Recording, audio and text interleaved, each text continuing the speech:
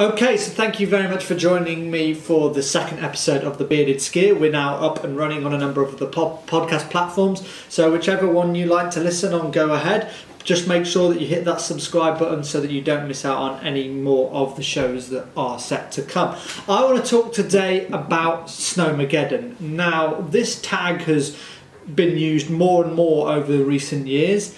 For the case here of this show, what Snowmaggedon means, it refers to a transfer day where there is a huge amount of snow that has severely affected people's abilities to get to and from resorts for their holidays or for work. So they might be on their way home. They might be actually just trying to fly into whatever the country of destination and then get a transfer up onto the resort.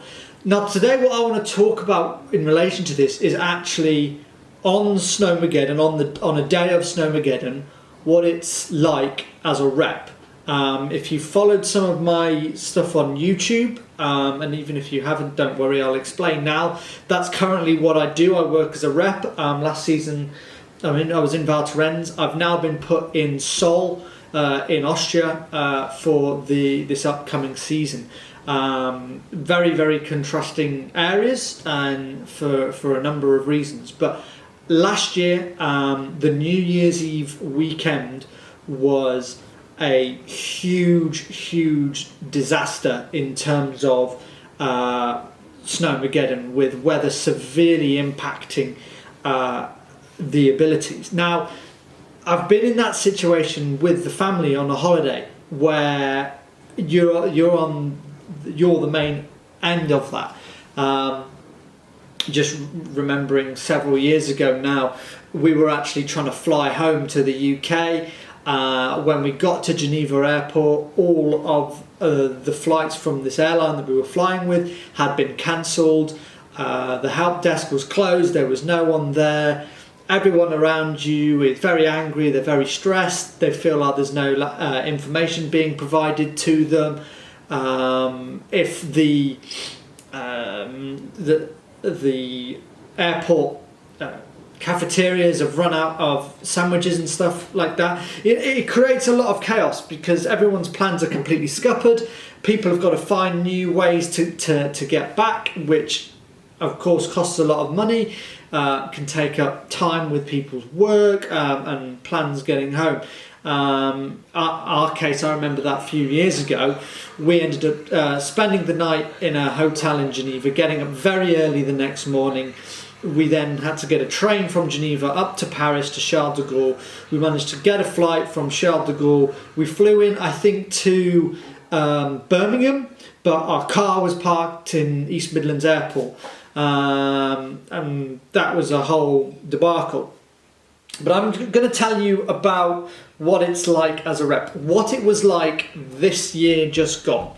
And in no way am I saying that this is how it is for every single rep, but here was my experience. It all started on the Friday afternoon. Now, in terms of our work program, how it works, we're usually having our transfer meeting on the Friday night. So we are planning how the day is going to operate on Saturday, all the buses. Times have already been set, where pickups are going to be, where see-offs are, if we need feeder buses.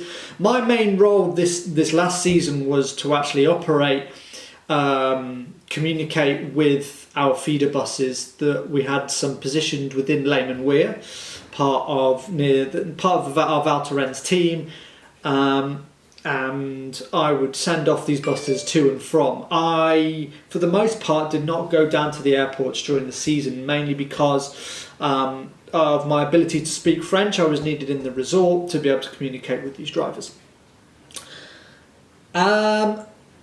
We had a bit of an idea as Friday had dawned during that morning that there was a big forecast of snow coming for the weekend. That had come through the trusted channels, so the local actual ski resort information and their tourist boards had sent out communications. It was all over social media, Big warnings. It had initially stated that this snow was due to come early Saturday morning in the hours there, which, when you live up in the mountains, it doesn't matter whether it's a local snow forecast or someone which is a little bit less trustworthy. You take it with a pinch of salt and think, well, we look at that forecast, the likelihood it's probably going to arrive 3, 4, 5 hours earlier than that. Which it did, and the forecasts updated quite regularly, and as the afternoon spread, moved into, as it became Friday afternoon, as everyone's enjoying their last few hours on the slopes, that last drink in the après bar, it all goes into a mode of, right, things are changing, be alert, be aware, be ready.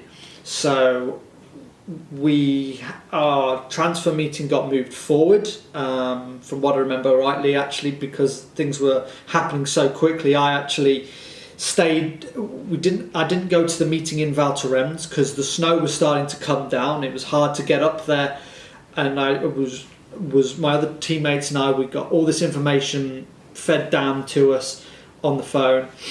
And it was relayed very quickly that, according to the Tourist Information Board, they said, if you're trying to get people on these early flights into Chambly and Geneva tomorrow morning, unless you take them down off the mountain tonight, they are not going to make their flights tomorrow. So these are the flights anywhere between about 8 to 10 o'clock in the morning. Usually we would start our transfer days on a Saturday. We'd usually be up at about 3:30, 4. We're in action. We're meeting those first buses. So rather than having a leisurely, calm Friday evening, where I'm just sort of in the hotel a little bit, making sure everybody's last final queries are answered. Instead, it's we've got flash emergency text messages going around. We're also calling customers just to let them know that things are changing. Going to keep them informed. But because things were changing all the time, I couldn't say for exactly what's going to happen. I can, as this is going now, it's now moving on to about 5, 6 o'clock. The final lifts have shut. I'm walking back through the resort, and the snow's starting to come down quite a lot now. This is in Lehman Weir, so I can almost guarantee it was going to be a lot further worse up in Val Thorens. This wasn't just isolated to the three valleys. This was all the way into the Tarentaise Valley area. The road the one road up, which I think goes up from the airport. I think it's the N90 or the D90. I always get the letter mixed. All the resorts up through there, Teen, La Plan, all these, everywhere was affected. We were telling people to make sure that they had their bags packed, which for the most part they already did, because they knew if they're on those first flights in the morning, that all they needed left to pack in that suitcase was their ski gear and their clothes from the night when they'd gone to dinner. So that wasn't too much of an issue. I'm trying to remember now sort of what was kind of the next step, but at about 7 or 8 o'clock, a few hours there, I'm in my work gear, looking out the windows, and I think the first coaches were meant to be arriving at around somewhere between the periods of 9 to 11 o'clock to take these customers down. Now, during this time though, factoring in already that we knew it was probably going to take them quite a while to get up the mountain because the snow was all the way down into the valley, we were also aware that the controls that they have down in the valley as well, they can control and prevent large vehicles from coming up the mountain, and they can shut the road. So although these coaches were coming, there was no guarantee that they would actually arrive, if that makes any sense.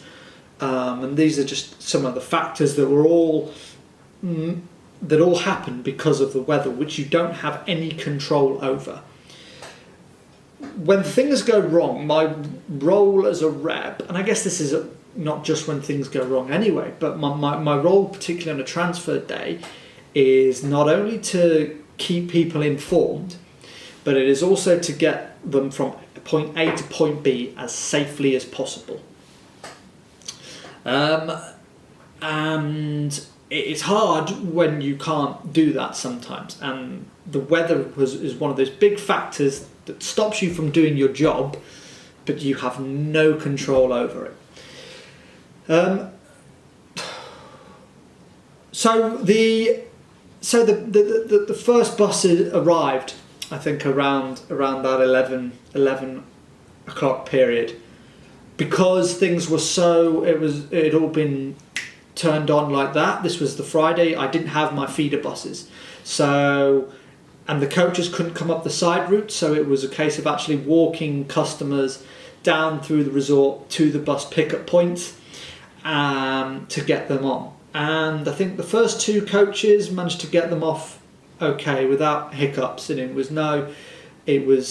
wasn't too many issues. People understood because we had phoned them and given them the heads up. In no way, like the customers who were leaving later on the next day for later flights, like the lunchtime flights and the afternoon flights, we hadn't told them that we hadn't said to them that you're going to be leaving tonight. There was none of that. They were able to go and enjoy their night, but I think you could sense it that they were probably quite anxious because they were seeing me running about. They'd seen some of the customers maybe that they spoke to during the week having to leave early. They were checking their forecasts, they were checking the flights and all their information that they're getting, and every now and then there'd be sort of a question coming up to you, just like, is our flight still going tomorrow?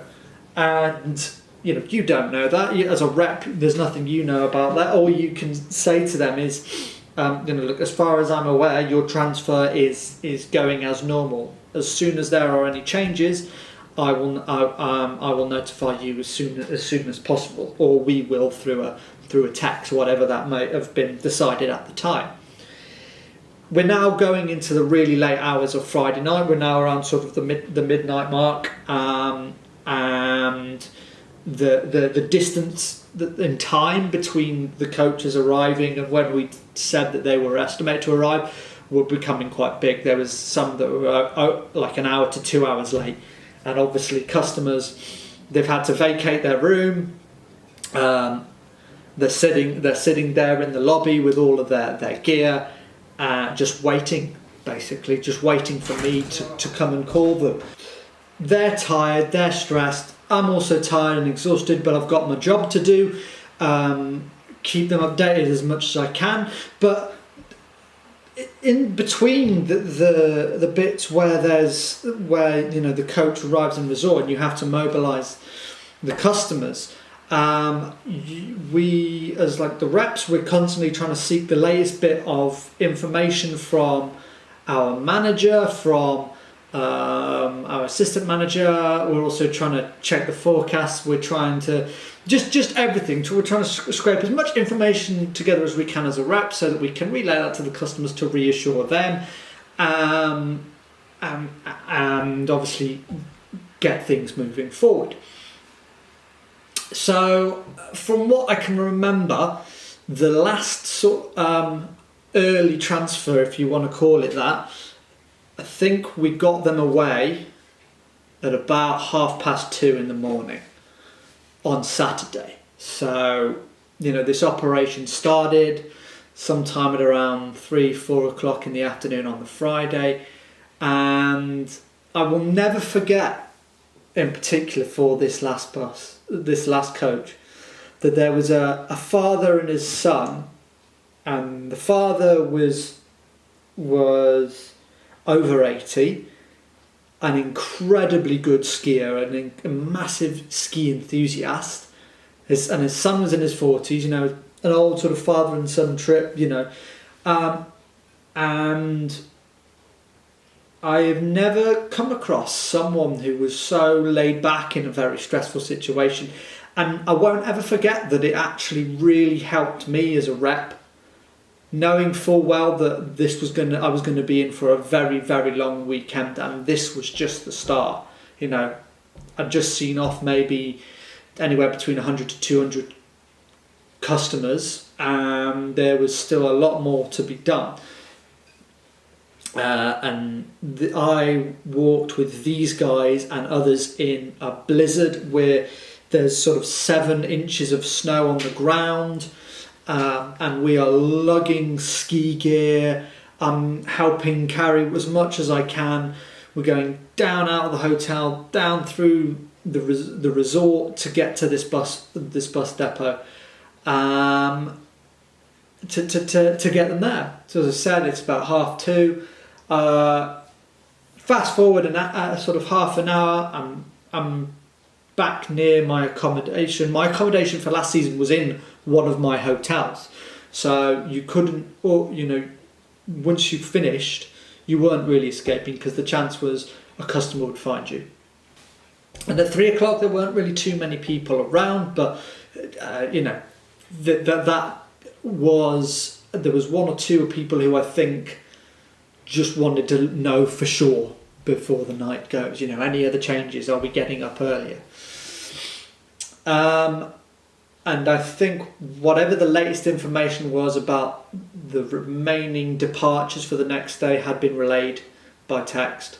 And anyway, 3 o'clock, and it was a case of, right, go to sleep and be up again at about 5:30, 6. So no more than 2.5 hours sleep really before things started moving again. So those that were having the lunchtime flights, typically it would take about 2 and a bit hours to get them to the airport. We added on another hour and another sort of 2 hours prior to that to account for the fact that not only has the coach got to get up the mountain, if it's picking up Lehman Weir customers, it's first of all got to go to Val Thorens, get all the way around Val Thorens, which is a one route controlled by the gendarme when there's heavy snow, and then got to make its way down off that mountain again to come down back to us in Lehman Weir. And I didn't have the feeders for the Saturday either. They couldn't get up the mountain, but they couldn't.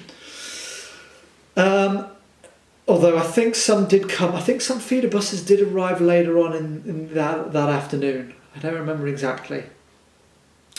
Again, you're sort of as I'm up at 6 o'clock. The customers for their first departures, they're down there. They're wanting to know all this information. What is Chambéry shut? I've heard that Chambéry Airport has shut. Or if we don't make that time, that flight, what are they going to do? Asking all these sort of questions, and in my mind as the rep, you're thinking, listen, I just need to focus on getting you home safe. I need to make sure that I can be there when this coach arrives, get you guys on, make sure nothing's forgotten. Meanwhile, as this side of things, the departure side is ongoing, the arrivals is an entirely different situation. If I remember rightly, there may have also been a little bit of snow also in the UK, but ultimately what was going on was that actually Chambéry was experiencing some high winds, which for any of you that's landed in Chambéry, once they get a bit of that, they completely shut the airport. I think it was sort of, I was hearing so many contradicting bits of information via social media, via customers, by whoever really, and it was so hard to tell what was going on. down in the valley. But what actually transpired though as the day went on, that any of those that did manage to arrive from the UK, the road that I mentioned, the N90 or the D90, was completely chocker. There were several thousand vehicles basically completely stuck on that motorway trying to get up to the mountain. The tunnel controls were in operation, so following a really bad disaster a few years ago in the Mont Blanc tunnel, they now really restrict the number of cars they allow to go through the tunnels when you're climbing up into the mountains. So that adds on even more time. As I mentioned, I'm in resort, but I've got some of the reps that had gone down with the Friday night departures, had stayed the night, I believe, in the hotel, some hotels, with the customers, and they were in sort of the Saturday afternoon were coming up the mountain, and some of them were stuck on the road with the customers for 5, 6, 7 hours. A different environment to what I was in, but still the same thing of everybody is very, very sort of stressed, anxious, angry, feeling like they don't know what's going on. They just want to get to where their destination is, and they want to get there and they want to enjoy their holiday, and get everything sorted. We had no way of really tracking the progress of what was going on, whether they were really going to make it or not. It was highly doubtful because the snow was continuing. The snow was continuing throughout the Saturday. So we're trying to get people back to the departure side of things. We are trying to get people down off the mountain, but how this ties into the arrivals is that the coaches, again, that we need to come up the mountain to take our departures down, are stuck on the roads with the arrivals trying to come up the mountain, with those thousands of cars. I reckon there was an estimate somewhere between 12 to 20,000 vehicles on those roads or something in that afternoon. What transpired in the afternoon was that it was becoming quite obvious that it was likely that customers trying to get up were not going to get up. They were not going to arrive in their resort, and that customers who were meant to depart to get their flight were not going to get their flight. So this is an operation, an emergency operation, which I believe had happened about 2 or 3 years ago. Similar thing as well within France. I've got customers going, our flight leaves in 2 hours, so we're not getting our flight, are we? And they're going, listen, as far as I know, the buses is on its way, but we have no idea of controlling it. If I'm pretty sure we are working on getting you alternative plans arranged. Once those are just finalised, we will get that information to you. I said, but you have to understand that things are changing all the time at the moment, and each customer you're sort of dealing with in these situations, everyone reacts in their own ways, and it can be different. Some key people can be understanding, some can be patient for a while, others just want to be reassured there and then. They want all the information, and and they're having to turn around to quite a few of them and say, look, I'm sorry, I simply this is all I know at the moment. As soon as I get the more information, I did. And there were a number of times throughout the weekend where I'd just call everyone together in the reception that were there and say, listen, this is what I know. So we're moving now into that situation where, alternative accommodations now need to be found. We need to find accommodation for Those that are trying to get up the mountain that are not going to get into resort tonight, which was pretty much almost everyone. We need to find accommodation for those that were meant to leave the resort today that are not going to be able to leave the resort tonight. And that in particular, that second bit was a real challenge, because for them, a number of people had arrived into the resort through various dribs and drabs from various sections of different companies, and for the most part a lot of the places were full, but you still had many hundreds of guests that needed somewhere to stay that night. Now your first assumption is, well, can they just go back up to their room? Well, no, you can't, because that room has been booked by another customer. It might be one of our customers, it might be a local customer, but you have no way of, if that customer hasn't arrived yet, for example, let's say it was one of our customers and they wanted their own room back, but it was booked by a French customer, there was no assured way of being able to tell that actually, was that French customer going to be able to make it up the resort tonight? And the hotels weren't going to turn around and start calling every single customer that they needed to put a tick over, rather when it was actually a question mark. This reserved accommodation for the guests is being handled elsewhere. It's being handled by one of our offices. This is not something where I'm sitting there with the hotel manager trying to sort out, okay, these four need this type of room and blah blah blah. As I said, this is an emergency situation. It's a very extreme situation caused by weather again, so something that nobody control, which at the heart of it is what is so frustrating. And there were situations where you had to turn around and actually tell people that we could not find you accommodation. And I was right at the heart of experiencing of that, and there were a number of customers, who had to spend the night.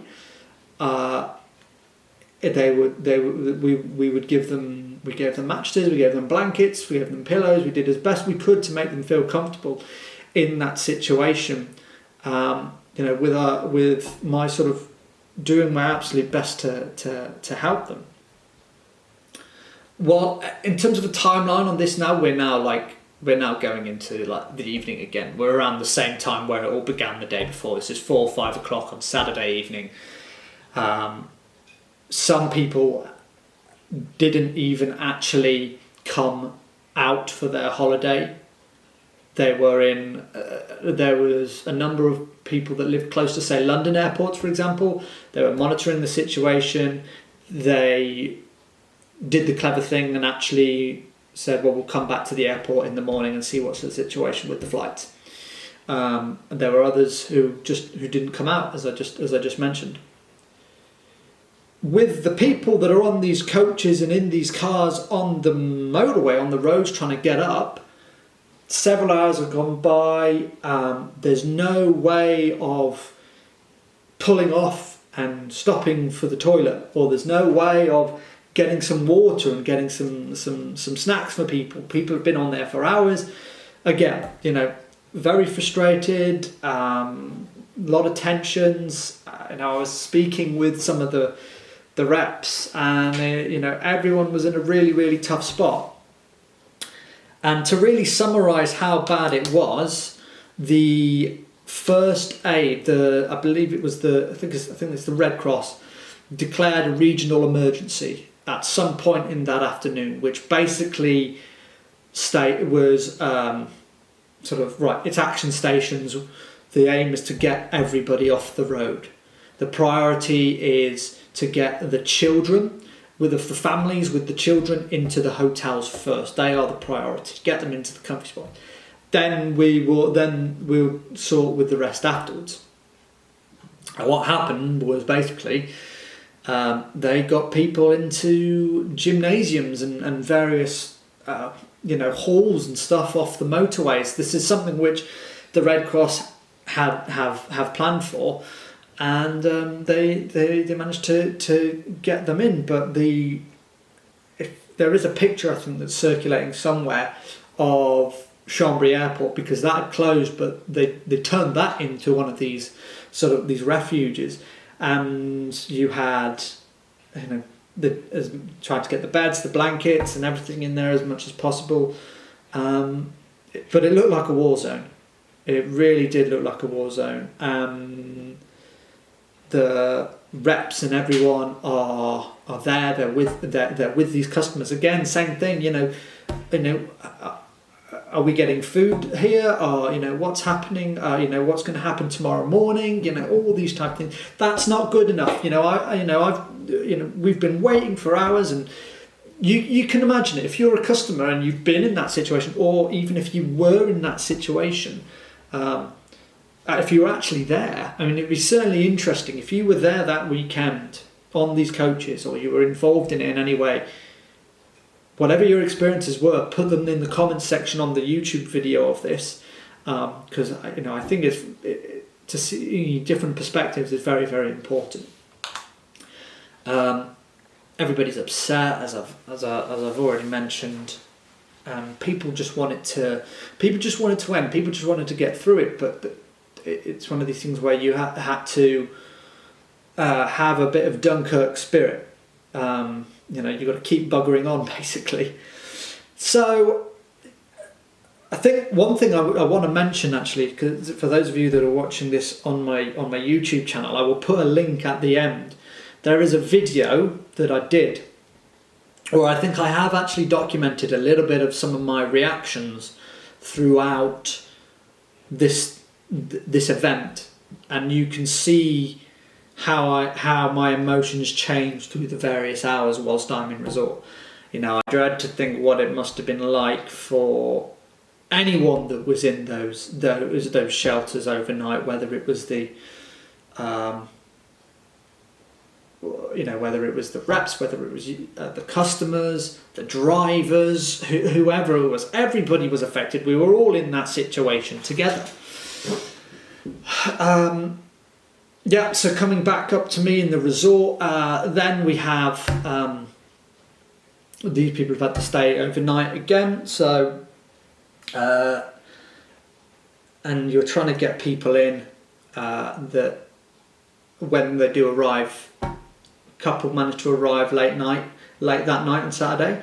I don't know how they managed to get through, because we were told that no people were getting through. I think there was one or two times where early on Sunday morning, late Saturday night, you thought, right, well, there's no one coming up. Hopefully I can go and finally manage to get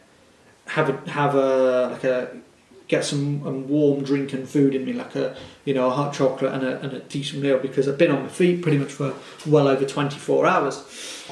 But no, there was about 2 or 3 different ones that managed to come up, and everybody's, and there's a lot of anger now. The sort of the large emotion was anger, saying this is not on, a lot of horrible things just because people are, angry, which was understandable. There was we don't harbour any ill feelings to anyone in those situations. You understand it because you've been in there with them. Let's focus to Sunday now. So I'm hoping by listening to me, you're understanding just how huge a situation this is. And I really hope that you can take away something for it the next time you are involved in a situation like this. And if there are seasonal workers around you in this situation, know that they're with you. They're going through what you're going, and probably having a lot more things to deal with as well. And as I touched on with that guy on late Friday night, Saturday, if you're the type of person that could have some sort of reassuring influence, you'd make them feel so much better, and I'm sure they would, as the rep, would then work even harder to help you out, keep that smile on the face. So Sunday morning, I was aware some of our reps were in these shelters, some were in Lyon and Nice airport for some reason. I forget how. The last people we got into the resort were around 12 o'clock, sometime between 12 and 2 o'clock on Sunday afternoon. And we're trying to walk people up to hotels with, huge amount of all this sort of going on. As I said, some people have missed 1 day, some people have missed 2 days, and I think when it had finally all sort of properly finished at about Sunday afternoon, I cannot ever describe, I don't think I will ever feel the way I felt ever, other than at that time. It was just a feeling of exhaustion, just pure exhaustion was the main thing. And I think, if I remember rightly, I don't think we had a post-transfer meeting that Sunday night. I think we may have had it Monday morning. And I think this was kind of the first time we'd all been together collectively since sort of Friday midday. And everybody sort of, there's hugs and, from a few people during the week, there were tears, through that weekend. Obviously a lot of things that they were going through. And everybody was very supportive. Our management were great, really looked after us. And said, right, okay, so this is what we know. We didn't delve too much into it, but there was a bit of a debrief. A degree of compensation was established across the line for everybody, which we then relayed to people on Monday night at the welcome meeting. And then really the rest of the week went on as normal. I can't remember when New Year's Eve was. It was either Monday night or Tuesday, which I think I actually fell asleep in one of the bars as it turned New Year. And I remember someone was trying to get me a coffee and a Red Bull to wake me up so we could have some sort of celebration. But everything had the body just crashed from one of the most challenging times and experiences I've ever been through. But as a rep, it was a real learning curve, and I think hardened myself and a lot of us for the rest of the season for any of the challenges. This happened bearing in mind no more than about 4 or 5 weeks into our actual season. So if someone who's doing their first season, it's a real big shock to the system. But I've got quite a thick skin. There were a lot of other people, different ages, young, older, even some that had done 3-4 seasons, were still going through the ringer, getting put in a lot of, really been knackered. The whole point of me mentioning all of this was I just wanted to be insightful. It's not, in no way am I trying to be favouring towards the reps against the customers, and I'm certainly not trying to say that you customers, you were awful and everything. As I mentioned, everyone's reactions and thoughts and feelings throughout the entire week were entirely justified. They were completely understandable because it was all caused by something that nobody really could control, despite what people think. But yeah, if you're in one of those situations, just know that what I've explained here, something along those lines, or maybe something entirely different, will be what is going on the flip side. This is what would be what we're working at while you guys are sat on the coach and for hours not moving and you're wondering what's going on. And I imagine the airlines will have had an entirely different situation. I imagine that those trying to work with all the accommodations were doing an entirely different thing also. So there you go. Thank you very much for listening to this episode. I know it's been a bit of a long one today and it's just been me talking, but it was something that I felt would be very, very useful, certainly with the season up and coming. If you've liked what you've heard, please hit the like button on the YouTube video, but subscribe on all the platforms. Your comments on the YouTube channel about your experiences in a Snowmaggedon weekend would be really, really good, because it's a really good discussion topic. I'm also on social media. You can find me on Instagram, on Facebook, and on Twitter. But thanks very much for listening, and stay tuned for the next episode. This has been The Bearded Skier, and I'll see you guys next time.